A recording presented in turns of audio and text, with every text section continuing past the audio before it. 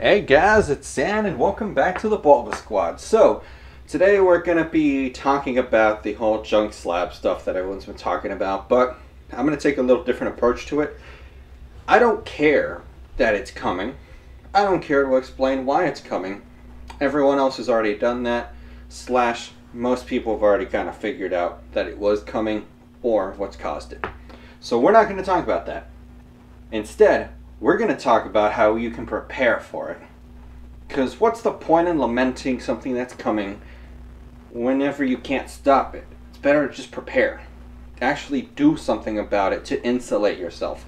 So today, I'm going to give you some tips on how to insulate yourself from the impending, whatever you want to call it. I'm personally calling it modern market crash. That's perfectly fine. Not meaning it's going to zero. It's just going to not. It's going to be a crash to a lot of people, and a lot of people are going to get burned, okay? Market crash, modern. So, we're going to go through singles first. Singles is the number one most dangerous thing in modern right now, like hands down. Singles in modern are the major thing that's going through PSA, alright? Every week, PSA is getting a reported 500,000 PSA submissions a week. That's why they shut down. In those 500,000 submissions, tell me, please tell me, little Timmy, do you genuinely think that's going to be a bunch of first edition cards? We're going to have first edition Neo Genesis Lugia. We're going to have like 3,000 Mario Pikachus. We're going to have all this stuff. No. Guess what? We're going to have a bunch of Chunky Chews in there. We're going to have a bunch of Champions Driveway Charizards. We're going to have a bunch of Shining Fates cards in there. I would even dare say a bunch of Hidden Fates, because I've seen a lot of submissions where a ton of the modern bulk, or the bulk of the modern, is Hidden Fates. So it's mostly going to be modern. That's going to become oversaturated. But here's the thing. There's a beauty to how expensive things are. The more expensive it is, the less a Timmy is comfortable investing in it because it's too much money. And if it goes south, oh, I lost a bunch of money. So instead, I'm going to buy 100, like, what is it? Let's say like 10 $80 cards or 10 $100 cards. Because if they go up, I make a ton of money. But if they go down, you get hit infinitely worse. So vintage usually doesn't have that many Timmies. You don't see that many Timmies holding PSA 10 Shining cards, PSA 10 Neo Genesis Lugia, or let's go a little more reasonable. Poncho Pikachu Shiny Rayquaza, like PSA 10, couple thousand for that one. You don't see that. So it means those are automatically more insulated. The name of the game is rarity. Alright, I've been saying it a bunch of times. I'm a very big subscriber and proponent too. Rarity is king. Rarity is what's going to hold its value at the end of all this. Because with a very big market rise, it's going to be followed by a retracement across the board, or what I believe now, because of what happened with modern and how people are treating it, a crash. Because people are making their quick bucks, their pokey bucks. They want to get pokey rich. But it only works for so long until everyone does it and floods the market. 500,000 PSA submissions over, let's say, even 10 weeks, 20 weeks. We are talking about probably more than 10 million cards in PSA. An obscene amount. And it's just going to be extremely dangerous to be holding these modern slabs. And unless if you're really prepared to ride this down, and you are mentally prepared for the pain of knowing that some of these cards are going to depreciate, and I hope you did not pay some of these obscene prices for them. If you're not ready for that, my advice to you would be just sell them off at a profit or break even. Why? You can try to time the market, you can try to be patient, whatever, but the thing is, you're now literally holding a ticking time bomb when it comes to modern. And there's nothing wrong with that. That it was expected, and honestly, it's healthy for a market to eventually calm down and go through its cooldown period, kind of like what happened after the big ol' Pokemon Go boom. Things exploded, Modern was the hype, all of that, supply went up, prices went down, Evolutions even crashed. Yeah, Evolutions went down to like, I think 78 a box. I think you could buy booster pack lots for something like 50 bucks, 36 booster packs for 50 bucks. It was absurdly cheap. And so that's my point to you. Just sell it, go into rarity for those singles. If you want, my opinion on rarity is how easily can I go onto eBay and purchase it? Can I go onto eBay and there's like 4,400 results for like Shining Fate TTBs? Or are we talking like 40 Mario Pikachus? And screen promos, I would say, are a good place. The Mario Pikachu, I keep referencing it, but it's just the one, it's my de facto, okay? I would even say EV Ponchos is actually a pretty good one. When it comes to WotC era, I would say if you're talking first edition holos, 7s and above are pretty good. Again, as Pratt says it, rare, mint, or better. 7s and above, I'd say, are really nice. Below that, you're pushing it, but you're still going to have a little bit of that rarity helping you. You need it to be mint enough that you can't just go online, buy a single, and it'll probably get you that same grade. You go out and you buy a PSA 5, guess what? I can go online, buy a bunch of cards. There's a good chance a bunch of those are going to be 5s and above. Well, not above, but like 5, 6. You know what I mean, okay?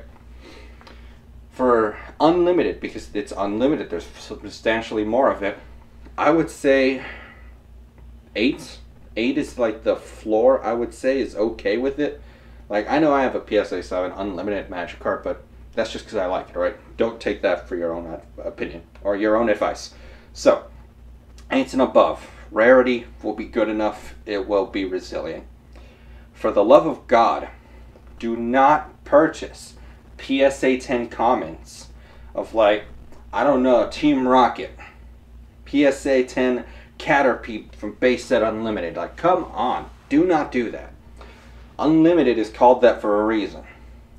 There are some exceptions to that rule on the commons, uncommons, but for the most part, skip them. Base set is the only set that every single card had an identity, and for that reason, a lot of those commons, uncommons held value, even the energies.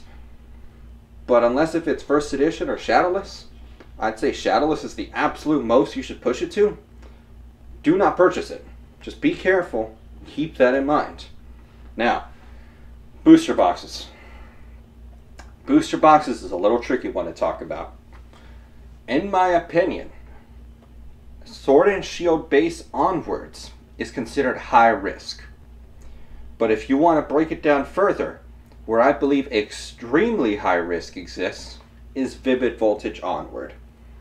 In my personal opinion, Sword and Shield base, Rebel Clash, and Darkness Ablaze all are lower risk than any set that came from Vivid Voltage onwards. Alright, so as I was saying, there are no scheduled reprints right now for the coming future other than a Vivid Voltage reprint. It's a small one. But other than that, I don't have any information on any official reprints as of yet. But come on, guys. Pokemon, or the printing company that Pokemon uses, is expanding their facilities. Pokemon also reprinted Ultra Prism after it was almost completely out of rotation. It only had like a month to 2 months left before it went out of rotation, and they still reprinted it. Does anyone really think that Pokemon isn't going to reprint Vivid Voltage at the prices it's at?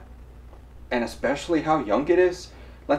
We take a step back. Sword and Shield base, I think it's like 200, 250, some absurd price. And it's still got a good 1.5 years in its lifespan. And does anyone really think they wouldn't reprint that? And so even though there's no definitive evidence right now saying they will reprint it or they won't, I would say linger on the side of caution, anticipate a reprint. However, past that, I would say Cosmic Eclipse backwards those booster boxes are going to be relatively resilient. Why do I say that? Well, the supply just isn't there for a lot of them, okay? Yes, I know there's cases and cases of every single set from like black and white onward. I think X and Y is the big one when everyone points out. But the thing is, the amount of people that have come into this hobby, the amount of money that is now in this hobby that's gonna stay, it's just gonna offset that supply, and it's only gonna get worse. Not worse used in a good way here. To believe that the supply of any specific set is so high that it will never appreciate is literally to say that Pokemon has reached its peak. If you believe that a set will never appreciate because the supply is too high, you believe Pokemon's population will never grow beyond what it is right now. And can any of you actually sit there and believe that when it is the #1 gross franchise in the world? Highest grossing franchise in the world. There we go. Okay. No, I don't think anyone can say that. So even if there are theoretically like hundreds upon thousands of cases of any set out there, the population of the hobby is just going to offset it in the long run. Now, if you want to try and optimize all that, go ahead, use the spider system, figure it out yourself, start doing some work. Don't worry, I'll teach you guys how to take intrinsic value, because that's one of the big things that matters. So, you guys get my point. If you guys, actually, let's go into Sun and Moon. Sun and Moon a little bit for you guys.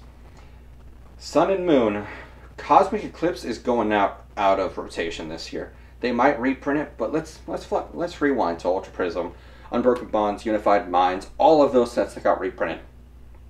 Did it matter?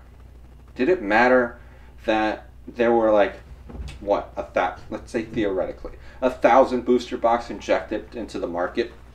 No. It tanked the price by $100 or so, and then immediately bounced right back up. Why? The demand was there. Fantastic sets. People wanted to open it, people wanted to invest in it, people wanted to collect it. You know the deal. So even if they reprint Cosmic, hopefully the price drops. I would love to buy some more, but I think it'll be a very short-lived drop. The big one I would worry about is Hidden Fates. The reason I say Hidden Fates is I don't know how they're going to treat it. Hidden Fates right now is literally their cash cow. They can reprint as much as they want, and it's literally going to fly off the shelves. I don't know if they're going to treat it like Evolutions and keep it printing for a really long time, or if they're going to let it go out of rotation. Because we're getting there. Hidden Fates should be out of rotation. Well, actually, it's a specialty set, never really technically in rotation to begin with, but you get my point. It's getting there. Soonish, it should be getting out.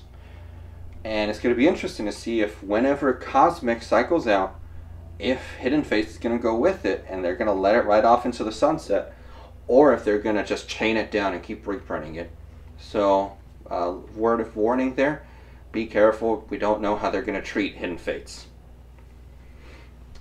Now, for those of you who have actually made it this far, because almost no one ever makes it this far, I do think with parking your money, because I've been talking about how to navigate it, what to sell off, how to really protect yourself.